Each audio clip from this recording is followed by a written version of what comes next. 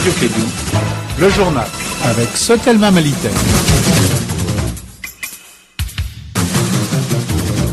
Bonsoir et bienvenue. Voici les grandes lignes de cette édition. La situation de la maladie à virus Ebola n'est plus alarmante au Mali. Les dernières informations montrent qu'il y a actuellement 0 cas d'Ebola, 0 cas suspect et 0 cas sous traitement. La patridie est au centre des préoccupations du HCR. Environ une quarantaine de journalistes sont réunis sur la problématique à Dakar. Mahamadou Khan est notre envoyé spécial à Dakar. Ses explications dans cette édition. Le développement de ces lignes, c'est dans un instant avec Assitou Kanté et Ousmane Wili Diallo à la technique.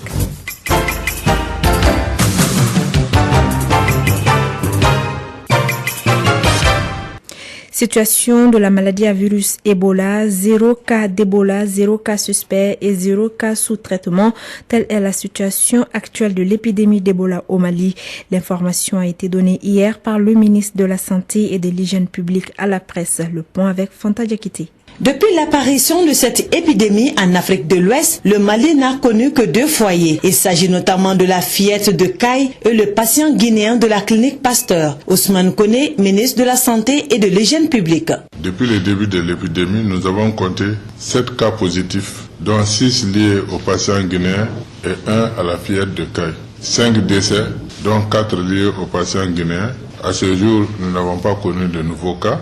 Et nous n'avons pas non plus de cas suspects à l'examen. Le nombre de contacts à ce jour est 0. Le nombre de contacts suivis est également 0. C'est dire que malgré cette stabilisation, ce résultat encourageant, le gouvernement appelle la population à la vigilance. Ce point de presse a été l'occasion pour les journalistes de savoir quelle est la situation actuelle de l'enquête au niveau de la clinique Pasteur. L'inspection a effectivement fait le travail. Le rapport sur les faits a été rédigé par notre inspection et il reste maintenant à communiquer le rapport aux différentes structures et personnes qui ont été écoutées pour avoir leur réaction sur les conclusions de l'inspection. C'est à partir de ce moment que l'inspection pourra fonder sa dernière conclusion pour ensuite communiquer officiellement le rapport. Selon le représentant spécial du secrétaire général des Nations Unies, Ibrahima Sosséfal, le Mali a gagné le pari grâce à la rapidité des actions. Le Mali vient de gagner 2 batailles importantes. C'est un résultat extrêmement important. Je pense qu'il sera marqué dans les annales de l'histoire de la médecine en Afrique, la lutte contre les épidémies, et plus spécifiquement la lutte contre cette épidémie actuelle de la maladie à virus Ebola. Nous avons gagné 2 batailles et la guerre continue, compte tenu des foyers qui existent encore en Afrique de l'Ouest et qui sont très proches de chez nous. Certes, le Mali est libéré de cette épidémie d'Ebola, mais nous ne devons pas baisser la garde. Et face à cette situation, tout doit être mis en œuvre pour préserver cette tendance. Pour ce faire, le Mali doit relever certains défis. Écoutons le coordinateur du centre d'opération d'urgence, le professeur Samba Ousmane Sow. Il est au micro de Fanta Diakité. Le plus grand défi aujourd'hui, c'est l'étendue de la frontière entre notre pays et les pays en épidémie. Comment maîtriser cette frontière de façon certaine à 100% sans la fermer, tout en maintenant la circulation fluide, mais tout en se rassurant que tous les cas suspects ou tous les contacts qui échapperont aux pays voisins seront vus à l'entrée et seront gérés comme cela se doit. Les frontières sont absolument très poreuses et avec les mines qui sont dans les points éloignés, dont le contrôle à ce niveau n'est pas du tout facile. Deuxième défi à relever, c'est de faire en sorte que toutes les bonnes pratiques que nous, on est en train de mettre en œuvre dans notre pays, que les pays voisins aussi suivent et qu'ensemble, ça soit une lutte commune. Parce que Ebola, ce n'est pas l'affaire d'un seul pays. Ce serait possible d'éliminer cette épidémie. Ce serait possible d'éteindre ce grand foyer ouest-africain. Mais ça risquerait d'être difficile d'éradiquer complètement. Pour le moment, cette maladie n'est pas classée parmi les maladies éradicables. Pour plusieurs raisons, les réservoirs restent l'homme malade et il y a aussi des réservoirs extra-humains.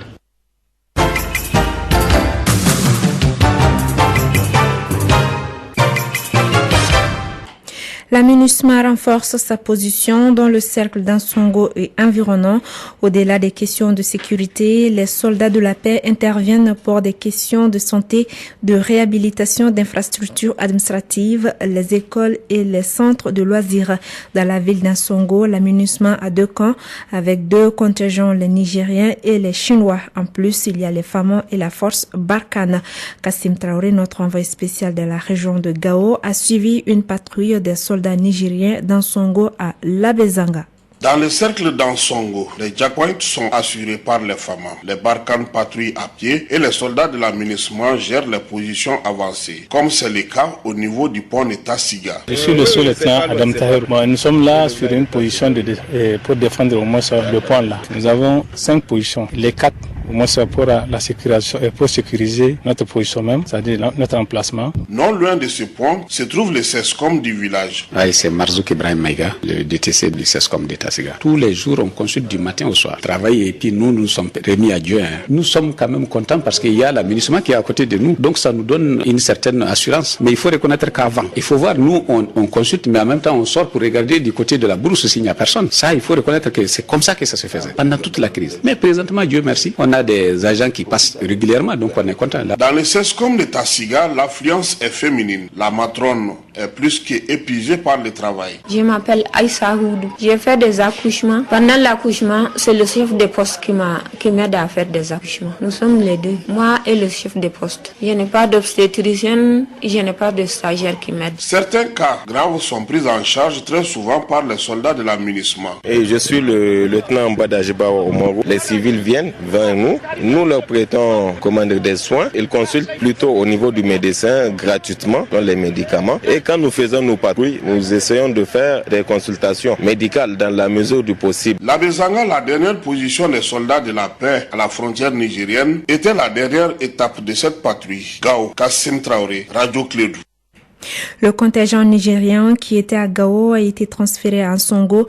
Les soldats nigériens de la MINUSMA travaillent conformément au mandat de la MINUSMA, à savoir la protection des personnes et leurs biens, la protection des patrimoines culturels et les questions humanitaires. Écoutons le commandant du contingent chef d'escadron, Mahaman Mokhtar Abdoulaye. Il est au micro de Kassim Traoré. Pour d'abord montrer la présence efficace de la MINUSMA, pour d'abord nous rapprocher de la population, parce que ça fait partie donc dans le premier pilier de la résolution qui consiste d'abord à sécuriser cette population locale. Donc on entretient des bons rapports, une franche collaboration avec la population locale ainsi que les autorités civiles que militaires qui ici à Songo. Donc on n'a pas de problème à poser et la MINUSMA est bien acceptée par la population locale qui comprend parfaitement le sens dans lequel nous évoluons. On a des patrouilles de nuit comme de jour. Donc tout cela concourt, comme j'ai dit, à sécuriser la population locale et aussi à appuyer les autorités maliennes à pouvoir restaurer donc l'autorité de l'État partout dans le pays, particulièrement ici nous à Songo. Et la présence des groupes d'autodéfense comme Gandakoy et Gatia qui évoluent, ça vous dérange pas? Ça nous dérange pas parce qu'on collabore, on échange les informations, chacun pour concourir à ce qu'il y ait une certaine stabilité dans cette région nord du Mali. Restons toujours dans les régions. Redynamiser le secteur industriel à Ségou à travers l'investissement local et lancer la campagne sucrière 2014-2015 à l'usine Sokala. Tels sont les objets de 2 jours de visite du ministre de l'Industrie et de la promotion des investissements dans la région de Ségou. Cette visite de terrain qui s'est déroulée du lundi au mardi a permis au ministre et sa délégation de voir les potentialités de la région d'Oubadamili.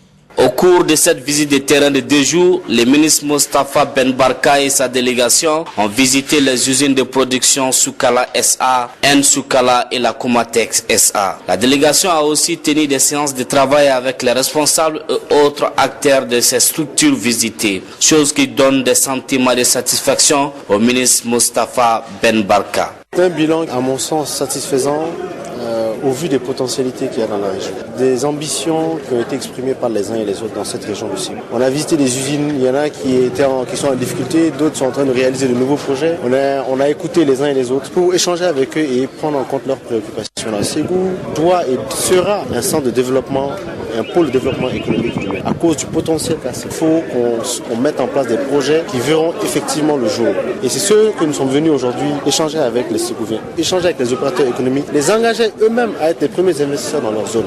Pour clôturer la visite de terrain, la délégation ministérielle a tenu une rencontre avec les opérateurs économiques du secteur privé de la région de Ségou. À Kayes, l'association des personnes de petite taille a organisé hier une journée de plaidoyer à l'endroit des chefs de services régionaux et collectivités. Les personnes de petite taille ont profité de cette journée pour distribuer des kits d'hygiène et une caravane de sensibilisation sur la maladie à virus Ebola. Correspondance Boubacar Niane. Lors de cette journée, plusieurs questions ont été abordées, notamment les difficultés que les personnes de petite taille rencontrent tous les jours, le partage d'expériences et les préoccupations avec les personnes de petite taille de Kayes. Pour la présidente, Madame Khadijatou Bari, les personnes de petite taille rencontrent beaucoup de difficultés. Les personnes de petite taille subissent beaucoup de préjugés dans leur milieu familial. Elles sont victimes des pressions de la part des parents qui les cachent, les empêchent de sortir pour les permettre de vivre dignement. Elles ne sont pas considérés comme des enfants normaux. Dans la famille, très généralement, c'est les parents qui rejettent les personnes de petite taille. Les difficultés sont également multiples dans le milieu social. Les personnes de petite taille sont considérées à tort dans la société comme une malédiction, cause de malheur. Elles sont exclues, elles ne vivent pas comme les personnes normales, elles n'ont pas de joie et sont confrontées tous les jours à de multiples problèmes. Cette journée de plaidoyer a été clôturée par une caravane de sensibilisation sur le virus à fièvre Ebola dans la ville de Kayes. Boubacar Niane, Radio Clédou, Kayes.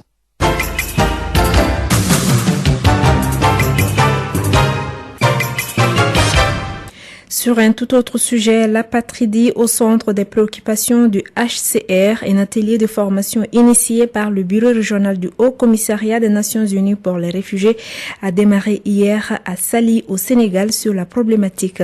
Durant 2 jours, une quarantaine de journalistes venus du Sénégal, du Burkina Faso, de la Côte d'Ivoire, de la Guinée-Bissau, du Ghana, du Nigeria et du Mali seront édifiés sur l'apatridie. Les explications de Mahamadou Khan depuis Dakar. Un apatride, selon la définition universelle, est une personne qu'aucun État ne considère comme son ressortissant par application de sa législation. Autrement dit, un apatride est une personne qui n'a aucune nationalité et qui ne bénéficie à cet effet d'aucune protection d'un État. D'après le Haut Commissariat des Nations Unies pour les réfugiés, il y a au moins 10 millions d'apatrides à travers le monde. Les 1/10 de ces apatrides vivent en Afrique de l'Ouest, soit environ 700 000 personnes. L'atelier de Saly vise à sensibiliser les journalistes sur le rôle qu'ils doivent jouer dans le cadre de la résolution du phénomène. Le HCR appelle les États à revoir leur position au regard de l'adoption d'un texte luttant contre l'apatridie. Reste qu'à ce jour, beaucoup d'États sur le continent africain ont ratifié la Convention sur l'apatridie, mais la mise en œuvre du texte fait débat. D'après le Haut-Commissaire des Nations Unies pour les réfugiés, HCR, il y a seulement un pays sur 15 qui fournit régulièrement des informations sur l'apatridie. Mahamadou Khan, Saly au Sénégal, Radio Clédou.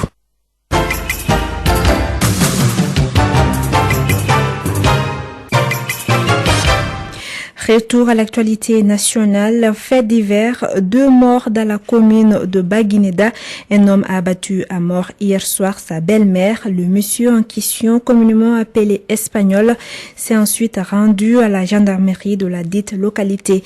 Suite à l'incident, la population s'est déplacée en masse pour saccager la gendarmerie et battu à mort le nommé Espagnol.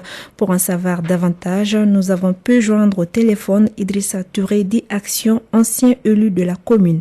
Ce qui s'est passé à Baguineda hier soir, c'est un monsieur, il est venu directement chez sa belle-mère et puis il a battu et comme ça, froidement. Bon, après, il a dit, il s'est rendu à la gendarmerie. Bon, donc, après que, 30 minutes après, les gens ont venu dire maintenant que la dame est décédée. Donc, ça a incité la population à la violence, donc ils sont venus casser les séries de la gendarmerie, qui récupère le monsieur et aussi l'a battu, quoi.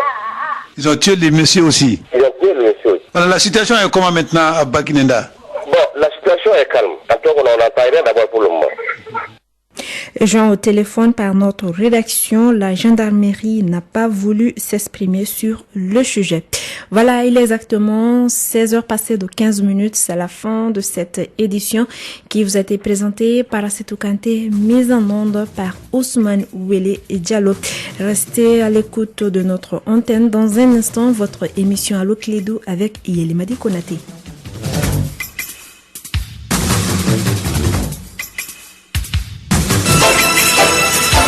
Radio Clédou, le journal avec Sotelma Malitaire.